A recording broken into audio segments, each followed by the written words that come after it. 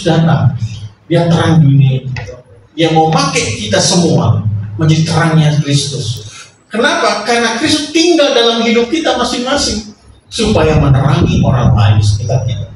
Bagaimana orang dapat melihat Kristus dalam hidup kita kalau kita sendiri tidak memancarkan pantulan kasih Kristus? Bagaimana terang Kristus tinggal dalam hidup kita? Kita sendiri kalau tinggal di dalam Kristus. Hari Minggu pujian ke Tuhan, nyanyi-nyanyi, tapi hari Senin sampai Sabtu jauh dari Tuhan. Nggak gitu. Jadi nggak begitu ya, bukan seperti itu.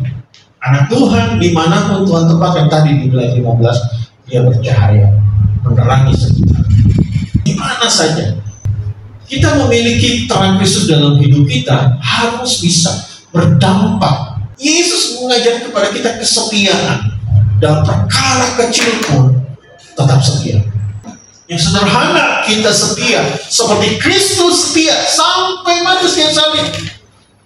Ketika dia disalib, muridnya mengkhianati dia, Yesus marah. Enggak, Yesus gak marah, mengampuni. Ketika ditangkap, Petrus memotong telinga seorang prajurit, kan? Yesus marah kepada Petrus, sarungkan pedang. Nah, siapa main pedang maka akan mati dengan pedang. Yesus marah, enggak marah. Yesus disalib, orang menghina dia, memukuli dia, dikasih mahkota duri. Marah enggak? Enggak. Karena Yesus belajar tentang setia. Karena apa? Ada yang dia tuju, yaitu umat manusia termasuk kita pada hari ini masuk dalam karya penyelamatan Tuhan, supaya jadi terangnya dunia dimanapun kau berada. Amin.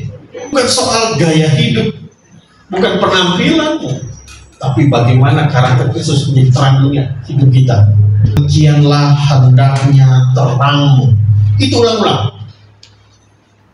Mau tidak mau harus kita kerjakan, supaya terang Kristus tinggal dalam hidup kita dan bisa memancar bagi orang sekitar kita, dan kita pun bisa memberkati orang lain.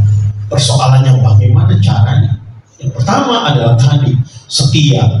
Nah, persoalannya banyak sekali orang-orang tidak mau menjadi teladan, tidak mau mendisiplin dirinya, tidak ada penguasaan diri. Sekalipun ada banyak persoalan hidup.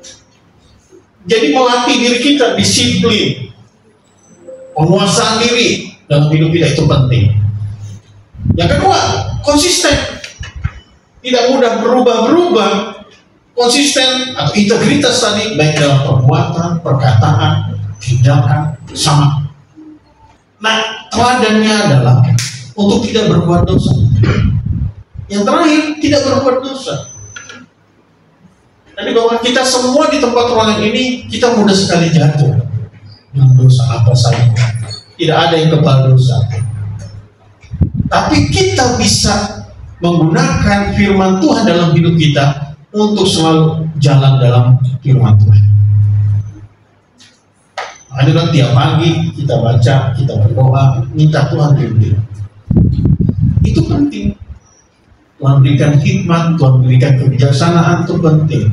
Kenapa? Karena kita di dunia ini ada banyak sekali tantangan. Baiklah tindakan tadi, perkataan, tangan, mulut. Kita kadang-kadang bisa melakukan hal yang tadi. Tapi walaupun tantangan tadi, godaan itu datang, dan kita bisa menang dengan caranya, dengan firman Tuhan. Bersama Tuhan. Kalau gunakan kekuatan kita, kepandaian kita, kepintaran kita, gak lama pasti kita jatuh. Pasti kita jatuh. Tapi Yesus mengajak kepada kita bahwa Tuhan mau semua orang dapat belajar daripada Kristus. Belajar daripada Kristus, sehingga Tuhan mau berbahagialah orang yang bersuka cita, kata firman Tuhan. Karena apa? Karena Tuhan akan menghibur. Waktu engkau putus asa, ketika penderitaan datang kepada Kristus. Boleh nggak datang ke teman? Boleh aja, tapi tadi saya bilang ada teman yang tidak mendatang kebaikan, terutama kepada Tuhan. Maka waktu engkau mengalami penderitaan apa saja, keraguan, masa depan, percaya kepada Tuhan. Karena terang Kristus bukan seperti terang-terang dunia ini, seperti lampu terang, tapi ada waktu dia dimatikan. Tidak seperti itu. Yesus terus bercahaya, menerangi setiap anak Tuhan. Dimanapun, kapanpun, dia tetap bercahaya.